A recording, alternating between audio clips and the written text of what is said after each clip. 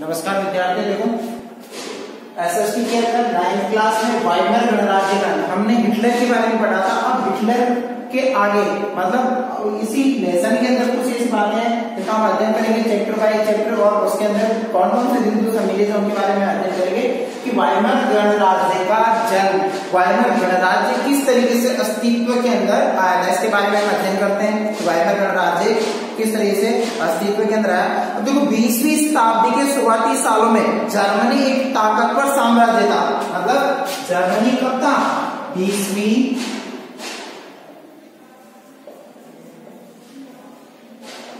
शताब्दी में जर्मनी ताकतवर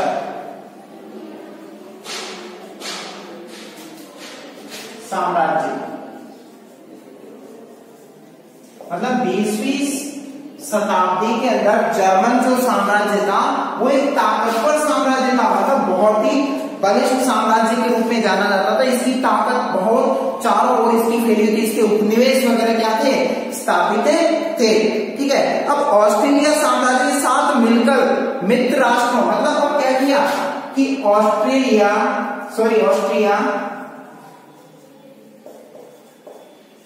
साम्राज्य के साथ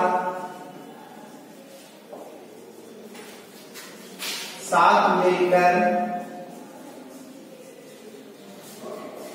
मित्र राष्ट्र, कौन से राष्ट्र? मित्र राष्ट्र। अब मित्र राष्ट्रों के अंदर कौन कौन से देश सम्मिलित थे? जिसमें इंग्लैंड, फ्रांस और रूस। इंग्लैंड, फ्रांस और रूस, ये प्रमुख रूप से कौन कौन से राष्ट्र थे?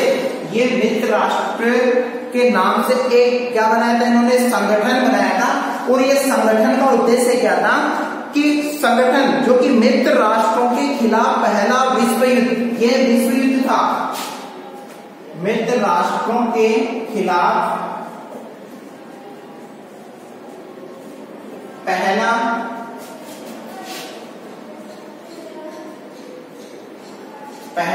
विश्व युद्ध जो कि 1914 से 1918 तक, कब से कब तक? 1914 से लेके 1918 तक लड़ा था। मतलब ऑस्ट्रिया साम्राज्य के साथ मिलकर मित्र राष्ट्र, यानी ऑस्ट्रिया साम्राज्य के साथ में किन राष्ट्रों ने एकीकरण किया था? इंग्लैंड, फ्रांस और रूस, इन्होंने मिलके पहला विश्व युद्ध लड़ा। और पहला विश्व युद्ध जो लड़ा गया 1914 से 1918 के मध्य लड़ा गया। कब से कब तक? 1914 से 1918 के मध्य ये युद्ध लड़ा गया। और इस युद्ध में फ्रांस और बेल्जियम पर कब्जा करके जर्मनी ने, मतलब जर्मनी ने क्या किया कि फ्रांस व बेल्जियम, फ्रांस व बेल्जियम पर अधिकार करके फ्रांस व बेल्जियम पर कब्जा करके, यानी अधिकार करके जर्मनी ने शुरुआत में सफलताएं हासिल की। किसने? जर्मनी ने शुरुआत में सफलता हासिल की। मतलब शुरुआत के दौर के अंदर तो क्या है कि फ्रांस को बेल्जियम पे अधिकार कर लिया और जर्मनी को अपार सफलताएं हासिल हो रही थी। यानी जर्मनी इस युद्ध के अंदर आगे से आगे सफलता की सीढ़ियों की ओर चढ़ रही थी, सफलताएं हासिल की। 1917 में जब अमेरिका भी मित्र राष्ट्रों में शामिल हो गया, लेकिन इसी के साथ 1917 में अमेरिका क्या हो गया? अमेरिका भी मित्र राष्ट्रों के साथ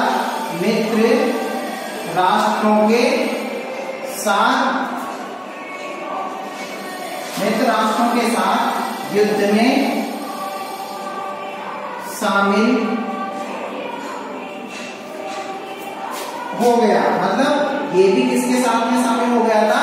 यानी 1917 में अमेरिका भी मित्र राष्ट्रों के साथ युद्ध में सम्मिलित हो जाता है। और इसके सम्मिलित होने के पश्चात मतलब अमेरिका के सम्मिलित होने के पश्चात इस खेमे को काफी बड़ी ताकत हासिल हो गई, यानी मित्र राष्ट्र और भी किस रूप में हो गए, मजबूत खेमे में तब्दील हो जाते हैं। और नवंबर 1918 में, मतलब नवंबर 1918 के अंदर, अब नवंबर 1918 में क्या घटना घटित होती है, तो देखो नवंबर 1918 में केंद्रीय शक्तियों को हराने के बाद, कौन सी शक्तियों को, केंद्रीय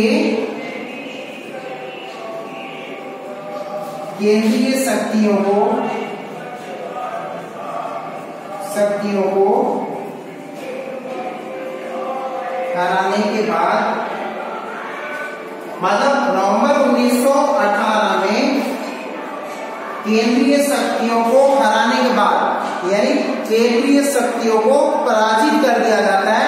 हराने के बाद जर्मनी को भी घुटने टेकने पर मजबूर कर दिया, मतलब जर्मनी को भी हार स्वीकार करनी पड़ी, जर्मनी को भी हार स्वीकार करनी पड़ी। मतलब जर्मनी भी, जब केंद्रीय शक्तियां ही क्या हो गई, पराजित हो गई, जब केंद्रीय शक्तियां हार गई तो जर्मनी, मतलब कौन सा राष्ट्र, जर्मनी को हार स्वीकार करनी पड़ी, यानी जर्मन भी क्या है कि इस युद्ध के अंदर क्या हो जाता है, हार जाता है, ये भी पिछड़ जाता है। लेकिन साम्राज्यवादी जर्मनी की पराजय क्या है कि साम्राज्यवादी जर्मनी की पराजय और सम्राट के पद त्याग ने साम्राज्यवादी जर्मनी व मतलब साम्राज्यवादी जर्मनी की पराजय और सम्राट के पद त्याग ने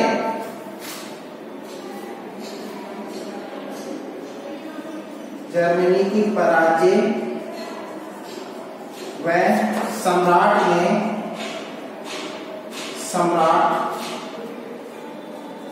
के पद त्याग ने क्या कर दिया कि साम्राज्यवादी जर्मनी की पराजय व सम्राट के पद त्याग ने वहां और भी कुछ परिवर्तन लाए। और परिवर्तन क्या लाए कि जर्मन राजनीतिक व्यवस्था को एक नए सांचे में ढालने, मतलब जर्मन राज व्यवस्था क्या होती है कि जर्मन राज व्यवस्था, मतलब जर्मन राज व्यवस्था को एक नए सांचे में ढालने का अच्छा मौका उपलब्ध, जर्मन राज व्यवस्था को एक सांचे में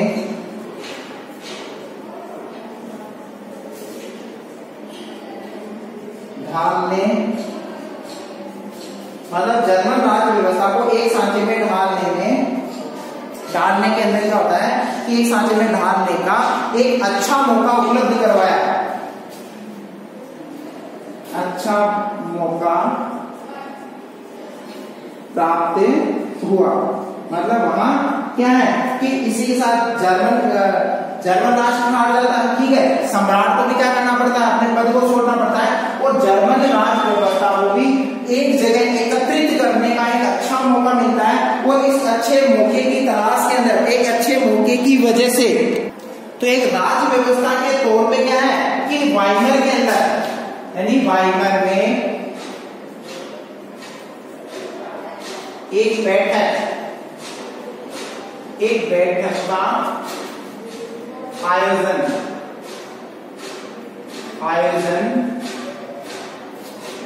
होता है, मतलब एक बैठक का क्या किया जाता है, वहां पे आयोजन किया जाता है। तो जो बैठक का जो आयोजन किया जाता है उस दौरान क्या होता है कि वाइमर में एक राष्ट्रीय सभा की बैठक बुलाई गई, और राष्ट्रीय सभा की जो बैठक बुलाई गई थी, वाइमर में एक बैठक का आयोजन होता है, और उस बैठक के दौरान वाइमर में एक राष्ट्रीय सभा के द्वारा लोकतांत्रिक संविधान पारित किया गया।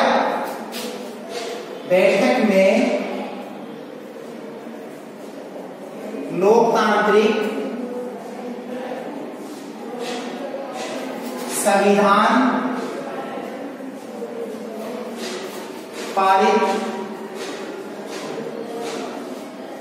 किया गया, मतलब लोकतांत्रिक एक संविधान बनाया गया, पारित किया गया, जिसमें जर्मन संसद,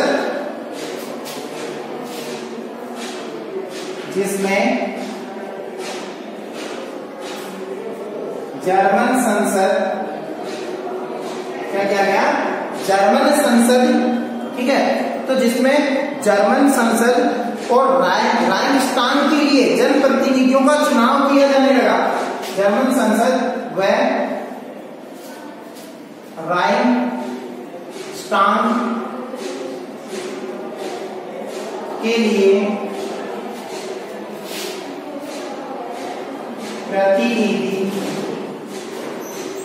प्रतिनिधियों का चुनाव किया जाने लगा। मतलब वहां क्या किया जाने लगा, जिसमें जर्मन संसद व राइक्सटाग के लिए प्रतिनिधियों का चुनाव किया जाने लगा। इन प्रतिनिधियों के लिए क्या किया जाता है, प्रतिनिधियों का चुनाव किया जाने और प्रतिनिधियों के निर्वाचन के लिए औरतों सहित सभी वयस्क नागरिकों को समान, मतलब प्रतिनिधि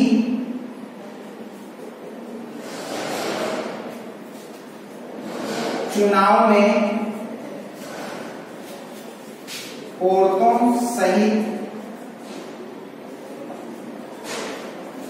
सभी के लिए समान, क्या है कि समान और सार्वभौमिक मताधिकार, समान व सार्वभौमिक मताधिकार लागू किया गया। मतलब सार्वभौमिक मताधिकार भी क्या किया गया, वहां पे लागू किया गया, ठीक है। तो इस तरीके से वाइमर गणराज्य के जन्म के साथ साथ वहां ऐसी घटनाएं, और एक नया गणराज्य कुछ जर्मनी के ही बहुत सारे लोगों को रास नहीं आ रहा था, लेकिन यह नया गणराज्य जर्मनी को रास नहीं आ रहा था।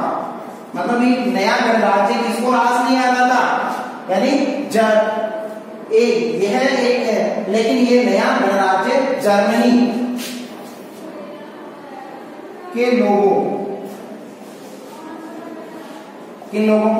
जर्मनी के लोगों को रास नहीं आ रहा था, यानी वहां के लोग इसको क्या नहीं कर रहे थे, स्वीकार नहीं कर रहे थे। जर्मनी के लोग इस नए राज्य को स्वीकार नहीं कर रहे थे, और दूसरी चीज वो चाह रहे थे कि विजय देशों ने उस पर बहुत कठोर शर्तें थोप दी। विजय जो देश थे उन्होंने जर्मनी पे क्या कर दी, बहुत कठोर शर्तें थोप दी, जिसमें मित्र राष्ट्रों के साथ वर्साई में हुई शांति संधि जर्मनी की जनता के लिए बहुत कठोर और अपमानजनक। मित्र राष्ट्रों के साथ जर्मनी के साथ कठोर व अपमानजनक संधि क्या की, लागू की। मतलब मित्र राष्ट्रों के साथ जर्मनी के साथ कठोर व अपमानजनक संधि लागू की।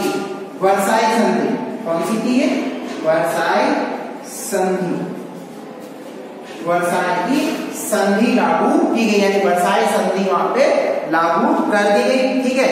अब वर्साई संधि जो लागू कर दी गई, जिसमें देखो कि वर्साई संधि के लिए जर्मनी की जनता के लिए बहुत कठोर और अपमानजनक संधि थी, ठीक है। जर्मनी को अपने सारे उपनिवेश, मतलब जर्मनी को अपने सारे उपनिवेश तकरीबन 10% आबादी, जर्मनी को सभी उपनिवेश 10% आबादी वाला हिस्सा मतलब जहां 10% आबादी वाला जो हिस्सा था, 13% भूभाग, 13% भूभाग, यह सब मित्र राष्ट्रों ने आपस में बांट लिया। यानी मित्र राष्ट्रों के द्वारा क्या है कि ये सब कुछ हिस्सा क्या कर लिया जाता है, बांट लिया जाता है, उनमें आपस में डिवाइडेशन कर लिया जाता है। और वहां डेनमार्क और लिथुआनिया के हवाले करने पड़े, मतलब ये सब कुछ हिस्सा किसको दे दिया गया, डेनमार्क व लिथुआनिया को दिया गया। मतलब ये सब कुछ हिस्सा किसको दे दिया गया, डेनमार्क व लिथुआनिया को ये हिस्सा दे दिया गया था। ठीक है, अब देखो इसी के साथ में मित्र राष्ट्रों ने उसकी सेना भी भंग कर दी। मतलब मित्र राष्ट्रों ने इस तरीके से सम्मिलित होकर उसकी सेना को भी क्या कर दिया, समाप्त कर दिया। और खनिज संसाधनों वाला जो क्षेत्र था राइनलैंड पे भी उन्होंने उस पे अधिकार कर लिया। मित्र राष्ट्रों का ही कब्जा रहा, मतलब राइनलैंड पे जो अधिकार हो किसका रहा था, मित्र राष्ट्रों का उस पे अधिकार हो जाता है। और मित्र राष्ट्रों ने उस पे अधिकार करके वर्साई में हुए इस अपमानजनक के लिए वाइमर गणराज्य को ही जिम्मेदार ठहराया। मतलब इस संपूर्ण युद्ध की जिम्मेदारी वाइमर गणराज्य को ही दी गई। मतलब इस युद्ध के अंदर संपूर्ण जिम्मेदारी किसको दी गई, वाइमर गणराज्य को दी गई। तो वाइमर गणराज्य की जिम्मेदारी बनती कि इस युद्ध का हर्जाना भी कौन भुगते, वाइमर गणराज्य ही भुगते। अब नेक्स्ट हमारा वीडियो होगा युद्ध का असर, जिसको हम नेक्स्ट क्लास के अंदर हम अध्ययन करेंगे। धन्यवाद।